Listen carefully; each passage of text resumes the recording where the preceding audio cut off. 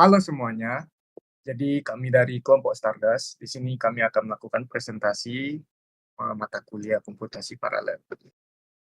Saya sebagai moderator di sini akan memulai sesi presentasi, yaitu mengenai perbandingan kecepatan komputasi dalam machine learning menggunakan CPU dan GPU. Oke, langsung saja perkenalan para anggota. Baik, selanjutnya perkenalan anggota. Dimulai dari saya, Xavier, sebagai ketua. Saya Kiven. Saya Lianto. Saya Roberto Alessandro. Dan saya Marcelino. Baik, selanjutnya akan diteruskan oleh anggota. Berikut merupakan bab pertama, yaitu pendahuluan. Pendahuluan yang berisi tentang rumusan masalah. Jadi, rumusan masalah dengan perbandingan tersebut, bagaimana perbandingan performa antara CPU dan GPU dalam menjalankan proses pelatihan model dengan machine learning dari segi kecepatan komputasi dan efisien waktu. Yang kedua, apa saja kelebihan dan kekurangan penggunaan CPU dan GPU dalam konteks pengolahan algoritma machine learning dan deep learning.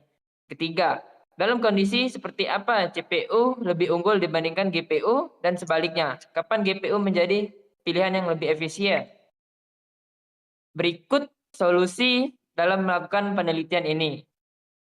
Penelitian ini dilakukan dengan menggunakan pendekatan eksperimental dan analisis komparatif.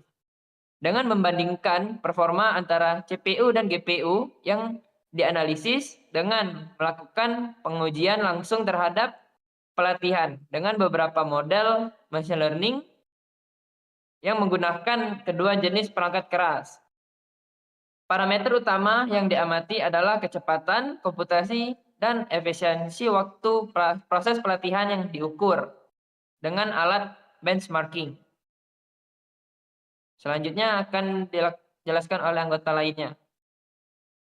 Oke, saya akan menjelaskan perancangan dan cara kerjanya. Next. Nah, ini dataset yang digunakan. Dataset yang digunakan adalah MNIST. MNIST itu himpunan data standar berisi gambar tangan angka 0 sampai dengan 9. Dataset ini terdiri dari 60.000 gambar untuk data pelatihan dan 10.000 gambar untuk data pengujian. Nah, setiap gambar memiliki dimensi 28 x 28 pixel dalam format grayscale. Nilai pixel dinormalisasi ke rentang 0 hingga 1 sebelum diproses oleh model. Next. Nah, ini alur sistemnya. Pertama, mengambil dataset dari MNIST, kemudian dataset itu akan di-processing, kemudian dibuat menjadi model CNN. Terus model CNN itu akan di-training menggunakan GPU dan CPU. Terus waktu training itu akan diukur dan dimunculkan visualisasi akhir. Next. Baiklah, saya akan menjelaskan hasil dan analisis. Kita pindah ke screen saya dulu. Baiklah, di sini aplikasinya sudah menunjukkan ya, kalau sudah menghasilkan kalau ini nih sudah selesai ya, dengan akurasi sebesar 93% untuk CPU dan 94% untuk GPU. Nah, di sini waktu pelatihan di CPU memerlukan sekitar 322 detik, sedangkan waktu pelatihan GPU hanya membutuhkan 6,73 detik. Nah, ini adalah suatu hasil yang sangat mengejutkan ya.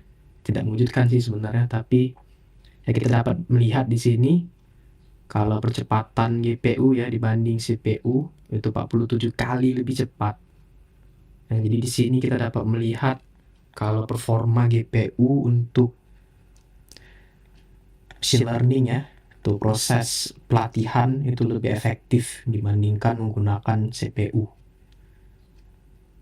Kita lanjut ke kesimpulan ya. Oke, jadi di sini ada kesimpulan ya. Dari hasil penelitian yang dilakukan dapat disimpulkan bahwa pelatihan dan pengujian data menggunakan model CNN dapat diselesaikan jauh lebih cepat menggunakan GPU.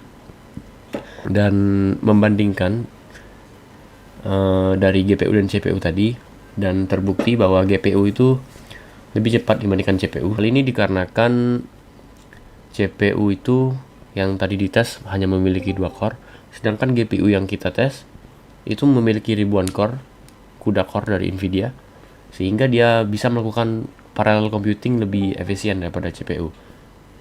CPU ini lebih cocok untuk general computing. Jadi untuk kedepannya ya, kita bisa menggunakan peningkatan dari arsitektur model. Nah, kita bisa menggunakan arsitektur modern seperti ResNet atau MobileNet ya, untuk melihat perbedaan performa yang lebih signifikan juga. Kita juga bisa menggunakan dataset yang lebih kompleks ya untuk perbandingannya. Lalu juga ada eksplorasi untuk TPU dan versi GPU. Ini juga sebenarnya bisa dilakukan tidak hanya di Google Colab, tapi di luar Google Colab juga harusnya bisa untuk membandingkannya. Karena Google Colab ini hanya menyediakan gamenya dan hanya memiliki 2 core. Nah, kita bisa menggunakan sebenarnya GPU dan CPU yang berbeda. Atau kalau misalnya punya Google Colab Premium yang bisa menggunakan GPU yang lebih cepat. Lalu untuk pengujiannya ya di sini kami menggunakan Epoch 1 ya. Tidak banyak untuk eksperimennya atau iterasinya. Jadi karena kan satu epoch saja memerlukan waktu sekitar tadi 322 detik ya, atau kurang lebih 5 menitan untuk running.